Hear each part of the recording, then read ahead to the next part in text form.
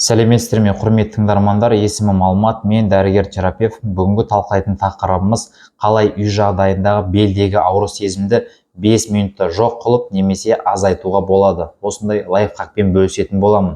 Осы видеоның соңына дейін көруге кеңес беремін. Себебі ерте ме кеш пе әр адамның басынан бел ауруы немесе әртүрлі травмалар салдарынан буындарымыздың ауруы болуы әбден мүмкін. Енді жас ұлғайған адамдарды естественно белі, басқа буындар ауырады. Ал жас адамдарда көбінесе ауыр физикалық жүктемеден кейін белінің ауырып алуы әбден мүмкін. Сол себепті бұл видео сізге пайдалы болады деп үміттенемін. Жалпы бізде қазақтарда ең бірінші беліміз ауырып бастаған кезде науқастар дем арада сол жерге диклофенак май жағады, немесе скипидарный май жағып, или белін шарфтармен орап, әйтеуір қыздыруға асығады. Негізінде ол қыздырғанымыз дұрыс емес. Себебі қыздыру арқылы біз ол жерде болып жатқан воспаление және де отекті одан ары усиливать етеміз. Сол себепті бұндай болмас үшін бұл жерге ең қажетті зат ол мұз, яғни суық басуымыз керек. Бұл қалай әсер етеді десеңіз, суықтың әсер ету механизмі ол сол жерде болып жатқан ауру сезімді басады және де местный отекті, яғни как противоотечный эффект береді бұған. Соның салдарынан ол жерде воспаление азаяды және де ол травманың жазылып кетуі тезірек болады. Бұл енді суықты қалай қолданамыз десеңіз, ең бірінші қалай жеңілдетеді, сізге одноразовый стаканға мұз қойып қойғаныңыз дұрыс. Себебі мұз қатып тұру керек. Сосын қасыңызға бір көмекші керек. Сосын ішпен жатасыз. Жатқаннан кейін именно беліңіздегі ауру сезім болып жатқан аймаққа, яғни мұзды әрбір ысқылап үйкелеуіміз қажет. Яғни кішкене 1 минуттай әрбір үйкелейміз, сосын 1 минут демаламыз. 1 минут үйкелеп, 1 минут демалып, солай 5-6 минутқа дейін істеуімізге болады.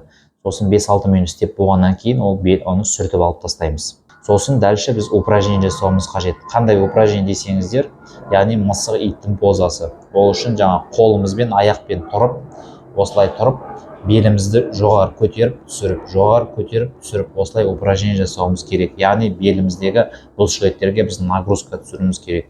Сол кезде сіз уже сезетін боласыз, что 10 минуттан кейін сіздегі беліңіздегі ауру сезім азайғанын немесе жоқ болып кеткенін сезетін боласыз. Ал егер сіздің қасыңызда ешқандай адам жоқ, өзіңіз жалғыз қалып қалдыңыз, сол кезде беліңіз ауырып жататын болса, онда душ, яғни душевой кабинкаға барып, именно ауырып жатқан бел аймағына душтың суық суын қойып, именно сол жерге ағызып тұруымыз керек. Яғни бұны да тоже 3-4 минут қана ағызып тұрасыз. Сол кезде сізде сезетін болады, что беліңіздегі ауру сезімі азайғанын. Жалпы бізде қазақта да айтады ғой, суықты суық кетіреді деп. Кейбір бұрынғы халық еммен айналысатын үлкен кісілер немесе кейбір дәрігерлер сізге балмұздақ жеуді ұсынып жатады. Негізі оған таңғалатын нәрсе емес ол. Себебі балмұздақ жеген кезде бізде тамағымыз ісініп, воспаленный болып тұр, ауырып жатыр. Сол кезде біз балмұздақ жейміз, сол кезде ол ісікті кетіреді және де ол жерде обезболивать етеді. Осындай жақсы эффект көрсетеді. Сол себепті балмұздақ жегенге болады. Жалпы суықпен емдеуді бұны медицинада криотерапия деп атайды. Яғни бұны көбінесе криотерапияны осы спортивный врачтар және травматолог дәрігерлер, мануальный терапевттер, физиотерапевттер қолданып жатады.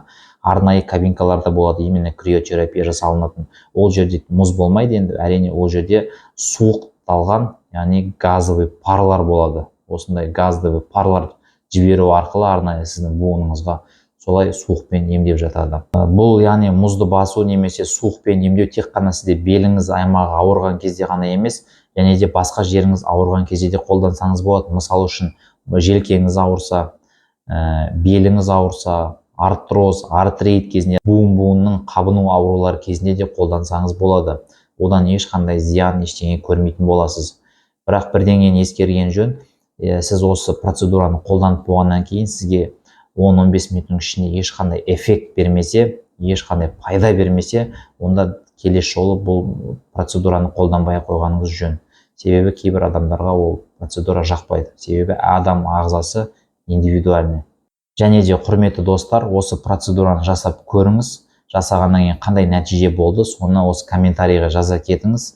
Және де үй жағдайында беліңіз ауырса, мойныңыз ауырса, басыңыз ауырса, қандай упражнение жасайсыз, немесе қандай дәрі-дәрмектер ішесіз, сол жайлы комментарийға жаза кетіңіз. Бүгінгі видеом соңына келіп жетті. Егер сіздерге ұнаса, арнаға тіркеліп, лайк басып, комментарий жазып, достарыңызбен бөлісе отырыңыз.